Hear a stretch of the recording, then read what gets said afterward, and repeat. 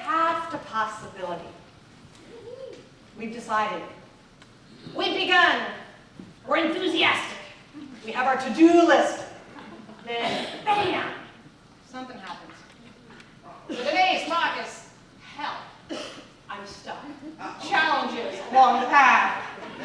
So, not that. So, you know, I know this has never happened to anybody out there.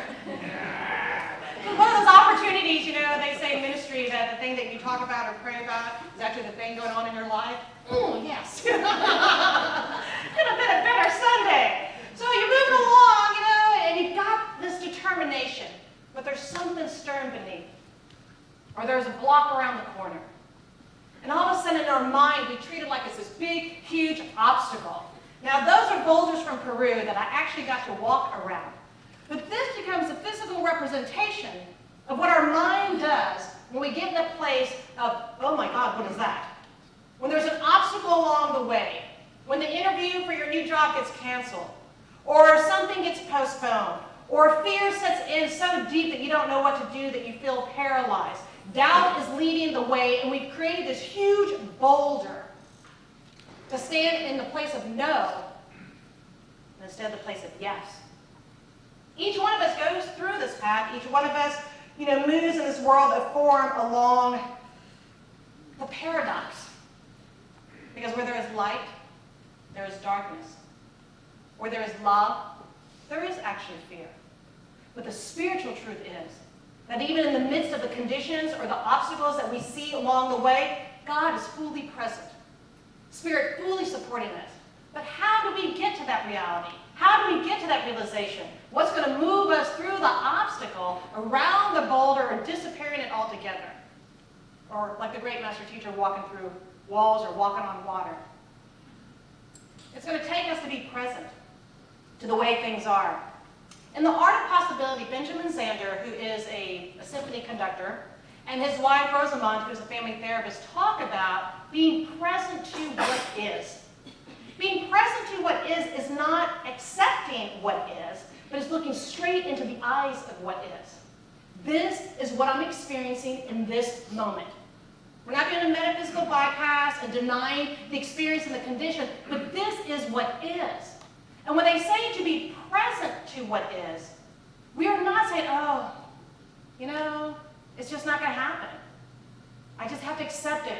I'm not smart enough. I'm not good enough. I'm not this enough. No. Accepting what is looking at the experience just as the experience. Here is the condition. This is what I'm looking at. I am saying in this moment, Spirit is fully present, even in the midst of what may look like a denial along our path. I said in the first service, there's a phrase that says God's denial. God's delays is not God's denial. Well, I don't believe in God's delay either. I believe that there's universal divine timing. Now, in this world of form, in this playground of duality, where we get to play in this time-space continuum, sometimes things don't appear like that. The universe is shifting molecules. It's in those moments from which our faith must be activated, and the truth of knowing that Spirit is fully present. Spirit is fully supporting every single aspect of my desire and intention, and to know that it is not a delay. The universe is just moving some molecules for our perfect way. To know that there's no denial in God, there's just a standing in the power and the presence of the One, and to stand clearly to what this is. But in the world of form, sometimes what I want now may take 6 months to find the job. May take 33 years to go on the trip of a lifetime that I'm going to talk about. May take 10, 14 years to find my beloved. May take this. But the whole time, Spirit is fully supporting me, fully supporting you, fully supporting us.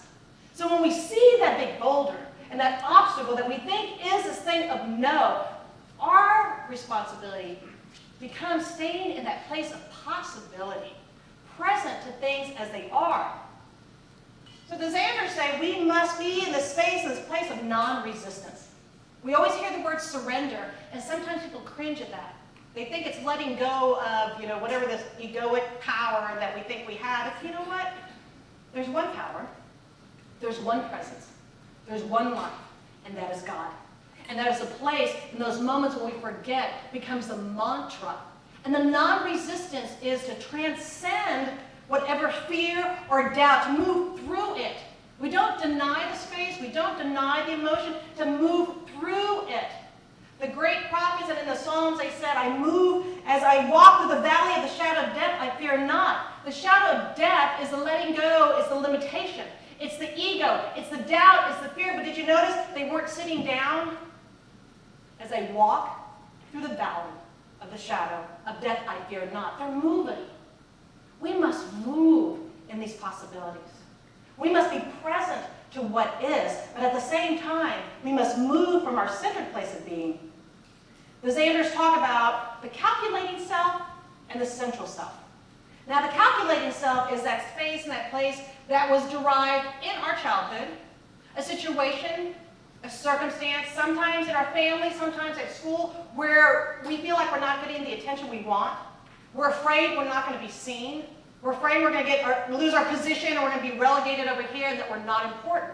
And what happens is that egoic response builds from within.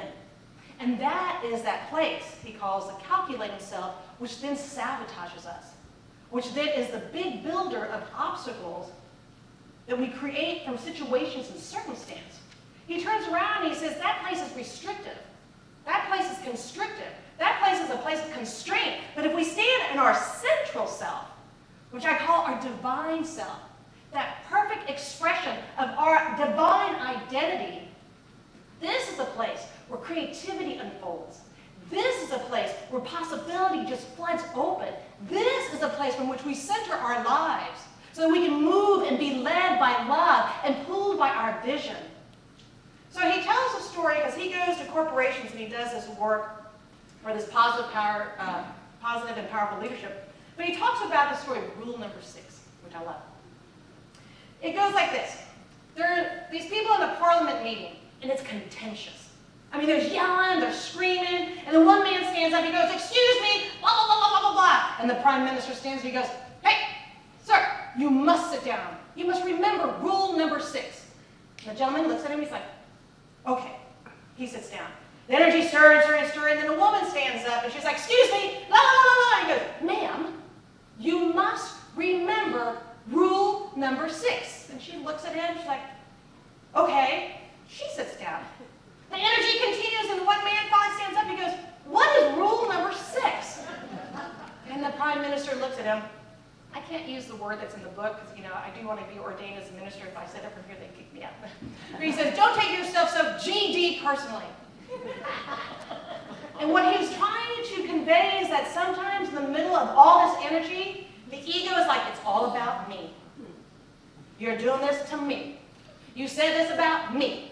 There's all this me, becomes a big mess. And energetically, if we can remember rule number 6, don't make this so, don't take this so GD personally. And there's times we just gotta, just stop in that track saying, really? Is this really all about me? Can I shift into a space or a place where I can then be the beneficial presence? It doesn't always happen very easily, but it is a possibility. Because I actually did have that experience last week. And we'll share a little bit more about it, but it was a place from which I came from my calculating self. I came from a place of, you're attacking me, I'm going to fight back. I came from a place of anger that I didn't express in the way of conscious conflict. I came from a place of fear, and I came from a place like, oh my God, I am drowning now in the sea of just energy. And I had to walk out of the room and walk back in. And then it got contentious again. And I wish I'd read this book before last week. And I didn't. The universe works in mysterious ways. And it was just, it was a necessary, it wasn't a necessary energetic dance, but what came through was a necessary expression. It had been handled in a different way. When I finally calmed down, I had to call my practitioner. And I'm like, I need to talk to you now. I need to see you now. And sure enough, he literally picked up the phone, calls me back. He's like, when can you meet me? 10 minutes. And so we got to this space and this place from which we unraveled what was going on. But I just forgot one point of my story. So take a step back with me. Being present to what is. You're going on a trip. You've got great plans, and it's raining. Now, how many ever had that experience? So I've told this story before. I'll tell it one more time, but I just want to share it with you. 9 years old, I find the National Geographic. I see Machu Picchu. I fall in love. I have got to go. God's divine timing is not denial. It took me 33 years to get there. I get there with my friend Margot. You know, we do the Sacred Valley, Pisac, and then we finally get to Machu Picchu. We're at Agua Calientes, and it's stormy. It is raining, and it's not rainy season. So it's quite unusual. So Margaret and I are like, well, let's make the best of it, being present to what is. So we sit around the fire, we're meeting all these people from around the world, and I meet this couple, and I think he's from Australia, she was from England. And I ask, where are you going next? I'm going to the Nazca Plains. Oh my God, that's fabulous. And then the husband goes, you know what? It always rains, or I have some kind of weather problem everywhere I go. And I leaned in, I go, and when are you leaving? I'm not lying. They left the next morning, the clouds parted. So here I've been waiting, okay? So I was present to what is. He was present to his story, and his story followed him. So 5 o'clock in the morning, I suddenly get a stomach virus. Mind you, I've been waiting 33 years to get to Machu Picchu. Margot's got bronchitis. She bangs on my door and she goes, the clouds have parted, let's go. I'm like, I'll be right there. I got a bottle of Gatorade, I got a bag of M&Ms, I got a little piece of bread, and I was gone. We went. Now, I kept having a conversation with my body. I've waited 33 years. Here was my obstacle. I'm present to what is, but this is not going to stop me seeing those ruins. And sure enough, bottle of Gatorade, bag of M&Ms, a little thing of bread, I made it to the ruins. Now, does that look like a woman who had diarrhea for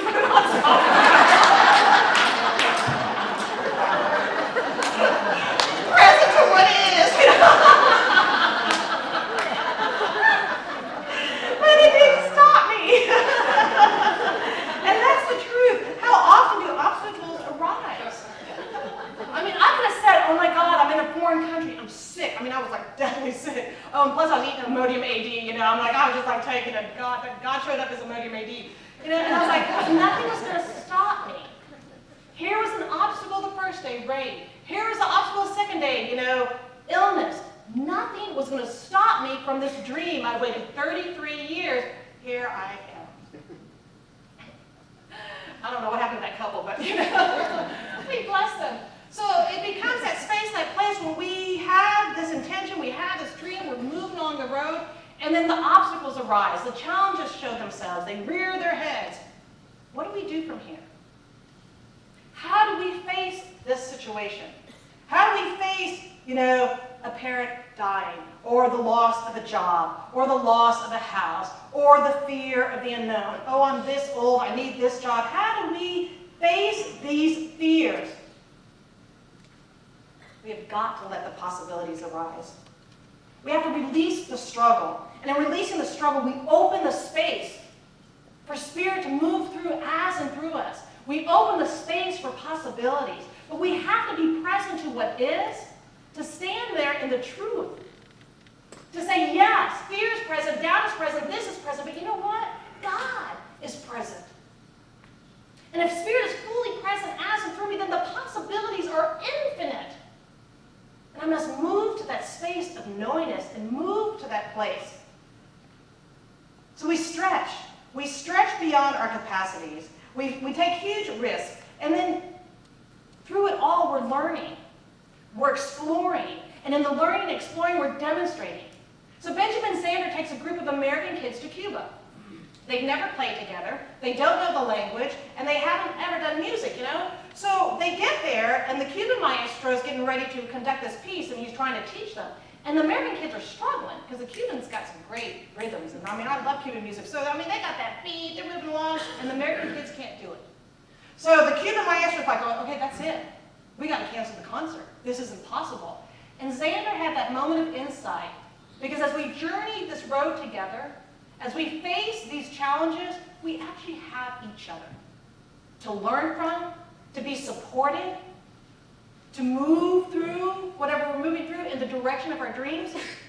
So he invited the students, the Cuban students, to teach the American students. He paired them up. Now, you learn together, learn together. And he said it was astonishing because the Cuban kids would start playing and then the American kids caught the rhythm.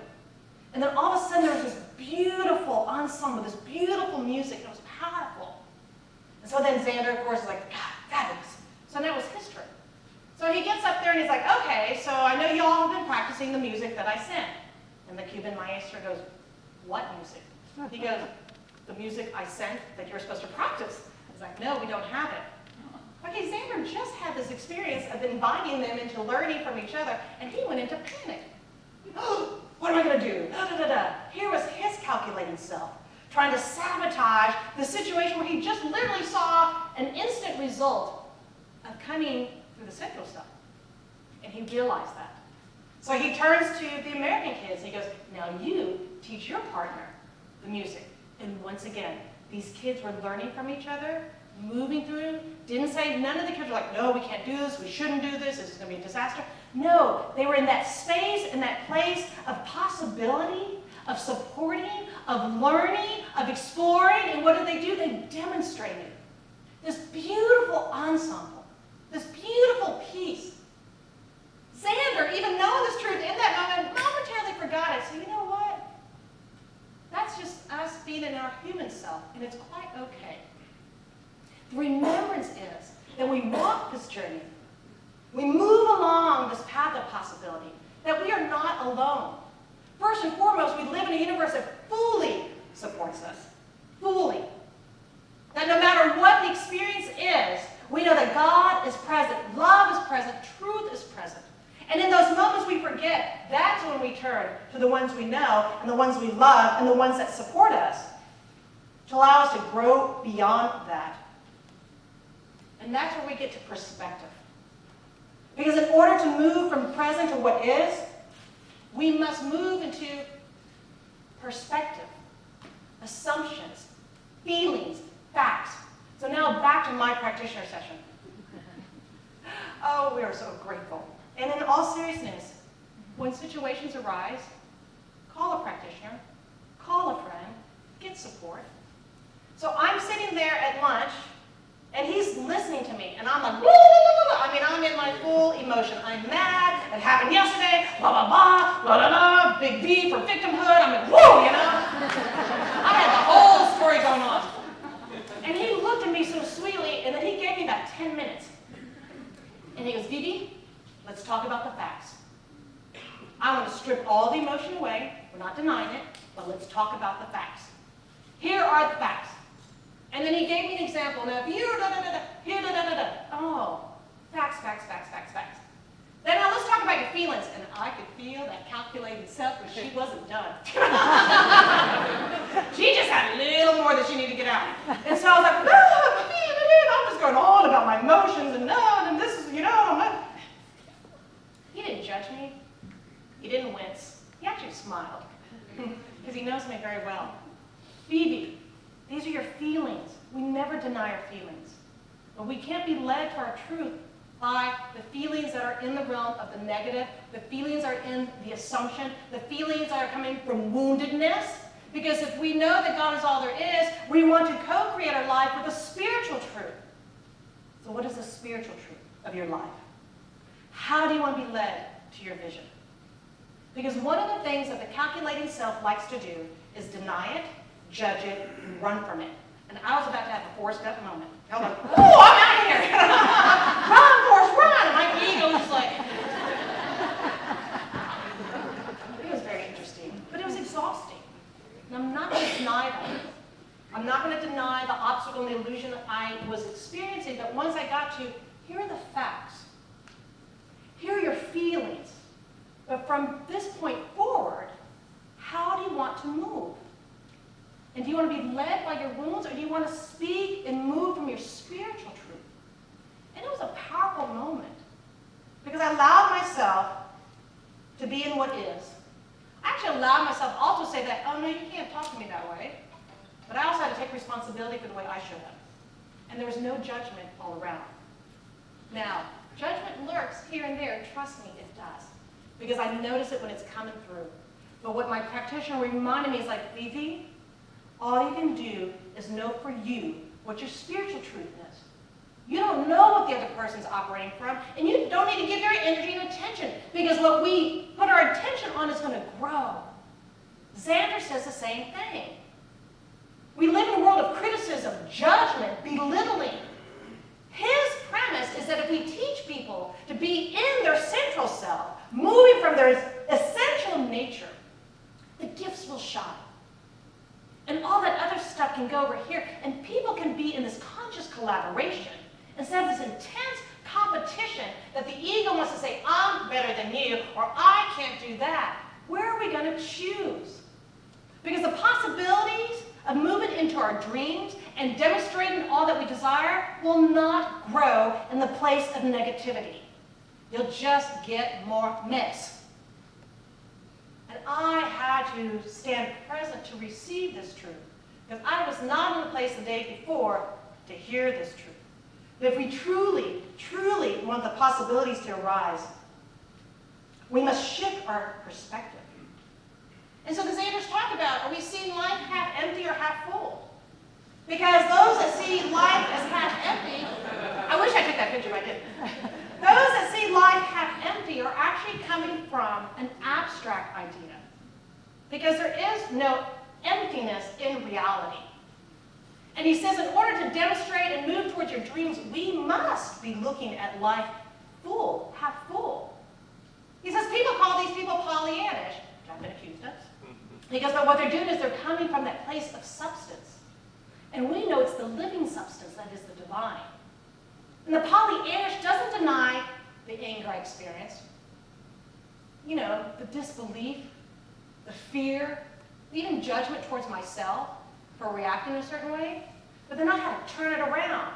So when we have these obstacles along the way, if we're focused on what's not working, if we're focused on it's not here, if we're focused on it's taking too long, well, what's the law going to say? Yes. All right, honey, you want it to be a little bit longer? Yes. Seeing the glass half full allows me to be in that present awareness with a perspective that Spirit is fully present in this moment, that everything necessary for my life is available now, and that as the universe is rearranging some molecules, I stand in that place of faith. And it's not a blind faith. Ernest Holmes calls it a living faith. We must activate the law with our thoughts. And the possibilities arise when we open to them. Because if we close ourselves, we are living half empty. If we deny what is present, we are living in the place of no. Because in our mind, we are so co-creative, we create these expressions through our words. There's a wall between us, Rashard. You know, how many times have you had that conversation with someone? There's a wall between us. You don't understand me. There's this, every time we tell a story that is created from our past, and there really is not a wall between Rashard and I. That's my buddy. We are creating this energetic abstract that becomes the thing that is our resistance. But we've created it. The moment that we can see through that, the great master teacher called it the renewing of the mind. The moment we can see that I've been creating this wall. I don't want to be vulnerable. I'm afraid to be laughed at. I'm afraid that I'm not good enough. The minute we create that wall, it is the very thing that stops us. That is the obstacle. But the minute we can recognize that, the energy that's flowing through, and we can turn within, turn to a practitioner, turn to a friend, turn to truth, that is a place of possibility from which we move through. And we must move. I will never tell anybody when they're going through this kind of chaos, you just need to meditate now. No, at some point, yes, get your meditation practice going. But sometimes we just got to move, literally, physically, move, and figuratively move that wall. Because we are the creators in our mind. So if I can create this elaborate wall, like that big boulder from Peru, why can't I create the elaborate, beautiful life that I desire and intend? And it's our point of choosing, our point of saying yes, our point of saying, you know what, the glass is half full. And when it's half full, I'm speaking from a place of possibility. So where do you speak from? Do you speak from expansiveness? Or do you speak constrictive person. So think of something in your life right now that you are just wanting to do. Whether it's a trip, a new job, a new honey. Now take your arms and wrap your arms around yourself like this. And try seeing if you can, feel expansive when you're constricted like this. I'm not talking about self-hugging right now. Because I know that's good. But feel that. That's what we do with our thoughts. So imagine that you're standing there and your fear is here, this is doubt, this is oh my God, and then you take a breath and you realize that the power of the presence that is God is available to me now, and you start to open your heart to embrace the truth. It has to be open. Because this will not flow. This is a space and the place. And it's a practice. Because notice when you're energetically, intensely in some kind of situation, it's this dissonance. I mean, I literally feel it, and it's constrictive. And we can't move in the world, if we walk around like this, nothing would get done. We have to have our arms and our heart and our mind open.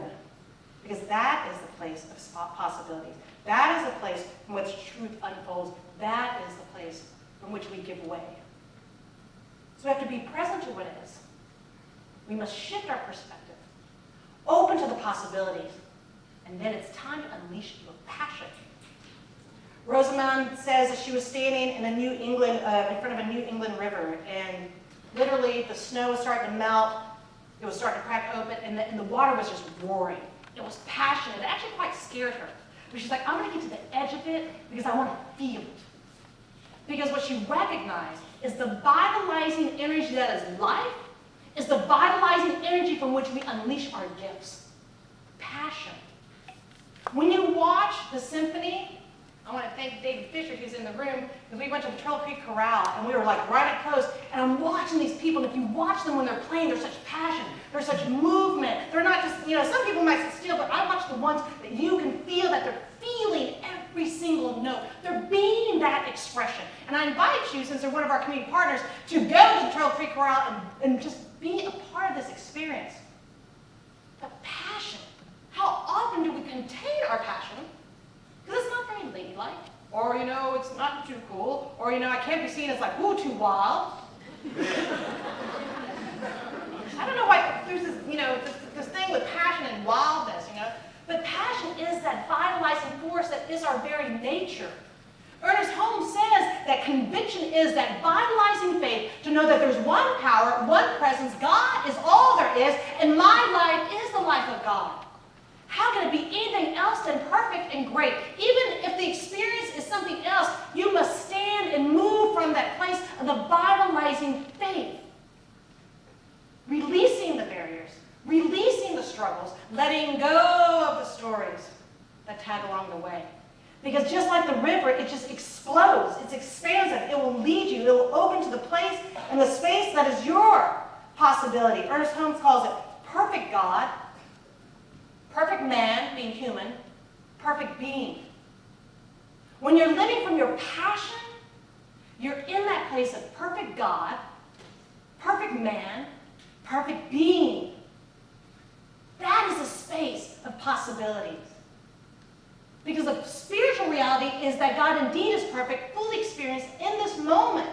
We open the door with our passion. We let it flow through. There are no edges in God, and just like the waterfall in Peru, and just like the rivers, do we tell them to stop? I'm sorry, you're going a little too fast, river.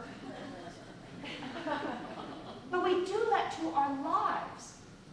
Whether it's the voice of the mother, the voice of the father, the voice of the first grade teacher, the voice of the ex-lover, the voice of the person across the street who was pissed off at you. Something got seated in your psyche that's trying to slow you down. And the invitation from Xander is to unleash your passion. The very thing that you began, the very thing that you're seeking to demonstrate, the way you desire to live your life, unleash your passion. And live fully from that place of knowing your spiritual truth. Because when you share your gifts in the world, it becomes a light in this world. So, growing up in Catholicism, I always heard about sin, which is off the mark. Xander says, how do you hit the mark? It's a full-on experience. It's the place of the heart. It's the place of the mind. It is the place of the body. Is that perfect alignment. There's one life.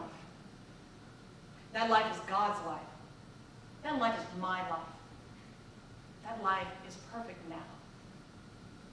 If my mind is over here, there will not be the perfect alignment. If my body's doing something else, there will not be that perfect alignment. If my heart is closed, there will not be that perfect alignment. We are invited to stand in our passion, to see the world as is, to open to the possibility, to unleash our good, and knowing that it's perfect mind, perfect body, perfect heart, perfect God, as and through me, nothing less. And if that makes you wiggle in your seat, you have a long conversation with your inner critic next week. God is all there is. All there is. There's no ifs, there's no ands, there's no buts. There's God.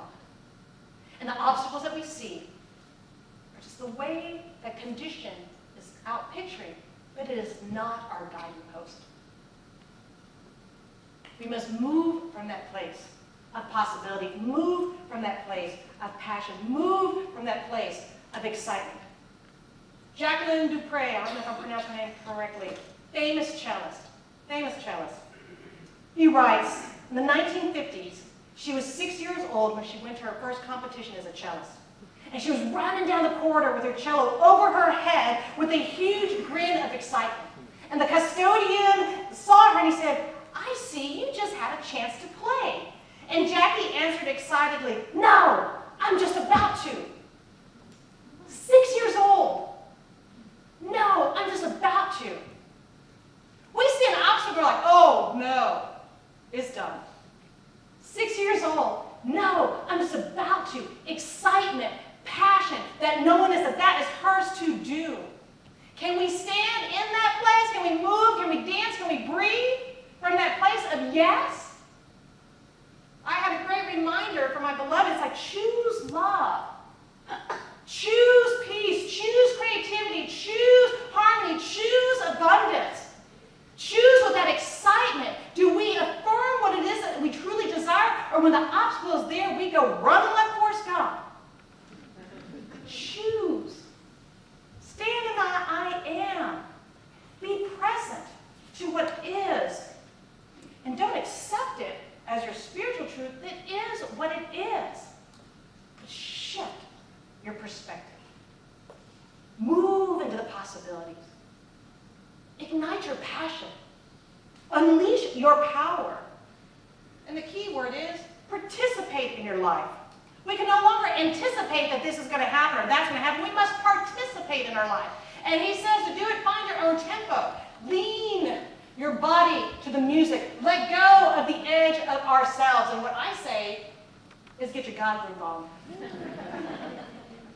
Because we are unique and amazing and fabulous, fabulous expressions of the divine. And an act of faith is the active faith of God. Not in something outside of us, but of God. So, we're going to do something a little different right now. So the invitation is, as the music comes on, that we are all conductors of our lives. There's something in your life you're seeking to demonstrate. But as Benjamin Zander says, as you are the leader and the conductor of your life, you must fully embrace your passion and possibility. Now, have you ever watched a conductor? They're fabulous. Their hands are going everywhere. I don't know what they're doing, even when Lainey's up here. So the invitation is that I first want you to see Benjamin Zander as it comes up, and it's Beethoven's Fifth Symphony. And so as we're just knowing that the video is coming up now, I want this side of the room to stand up. I want you to face this side of the room. I want this side of the room just to watch him. You're going to conduct. Think of something in your life that you're seeking to express. But I want you to literally use your hands and conduct.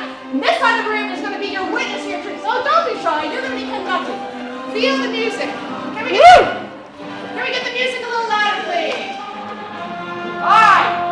You're conducting your life. Everything that you're seeking to demonstrate. You're actually moving into that space. You're feeling it with every ounce of your body. This is the symphony of the divine. You are just a witness of the glory of your truth. Let it roll.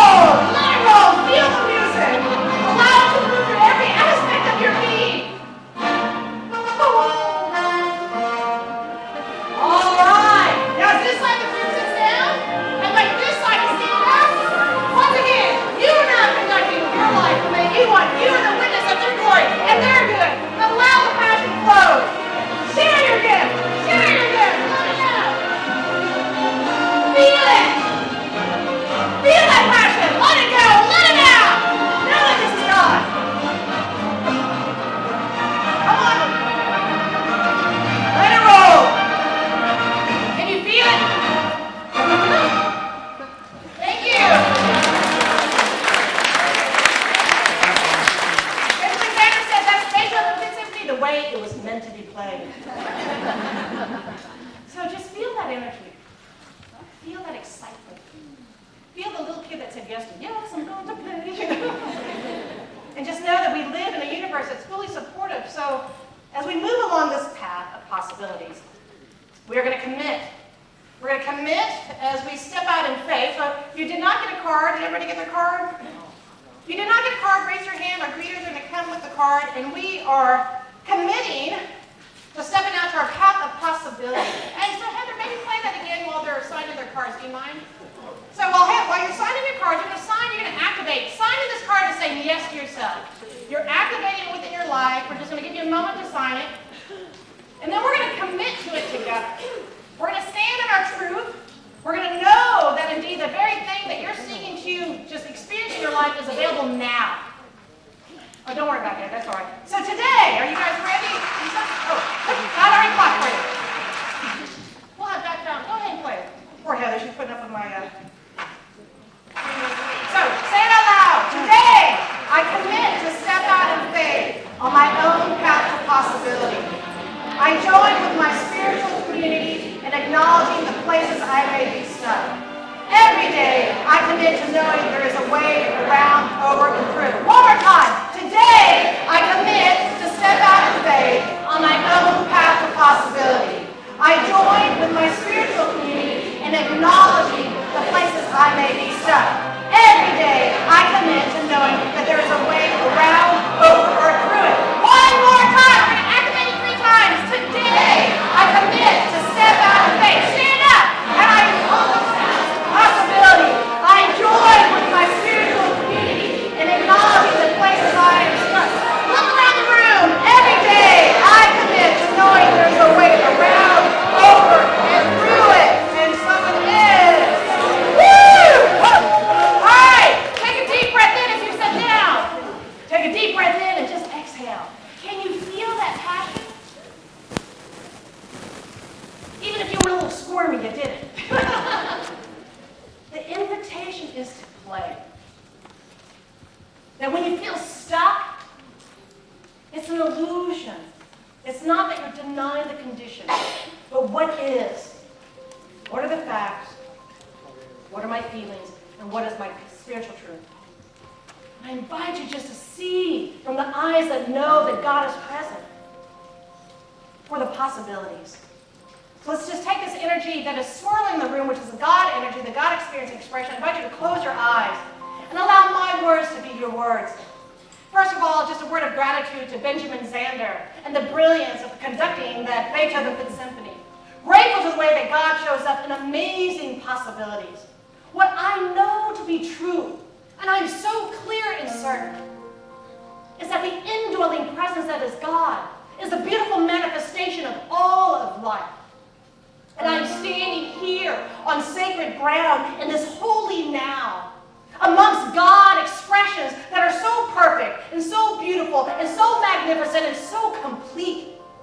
And what I know to be true, and that this infinite realm of possibilities, that this dance of the divine, no matter what the condition is, acknowledging the experience, allowing the feelings to flow, knowing that fear and doubt may be part of the way, but the spiritual truth is that we live and we move and we breathe and we dance and we sing and express in a powerful universe that supports us, that upholds us, that demonstrates every single desire with ease and with grace.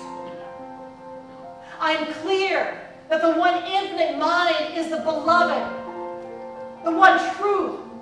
As the tulips in their golden and glorious hallelujahs this spring remind me that the renewing of my mind is like the renewing of spring. And in each moment, there is this possibility. Each moment, there's this moving through into the greatness and the glory and the wholeness and the power and the passion and the perfection of God as and through me and as and through each person here. And oh my God, drink it in. Drink it in. You are the divine made manifest. It's in the standing in that truth that all things are possible in God. It's a knowingness that Spirit is fully ignited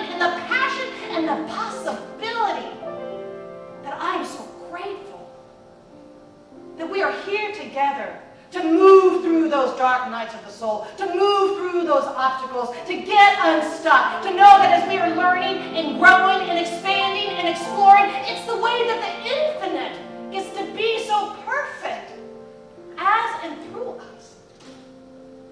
So I stand in the truth of magnificence, and I stand in the truth of power and beauty, and I stand in the declaration of all the good and all that is desired.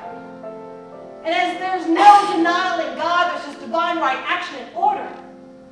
I know that Spirit is fully expressing perfectly in the love and the joy and the wonder and the awe and just absolute peace that is the presence. So we breathe into the space of this place, knowing that each one of us indeed is just this beautiful musical note in the symphony of the cosmic one. And that our music together is the delight of the divine. And that it ripples out into the world, inspiring others so that they may see and they may hear the wholeness and the truth of their beingness. So with great love, with great joy, with great awareness of the indwelling presence that is God, that is your life, I am grateful. And so we know that we move into this world, into the space, into these possibilities with the excitement of a 6-year-old holding her cello above her hand, saying, "Oh, not yet, but it is already complete though in one mind." So dance in your God groove. Live to your highest truth. Ignite your love and be the fire of the passion of the one as you through you. And it's in this that I call it beautiful, I call it perfect, and I call it complete. And we just accept and affirm this together by saying, so it is.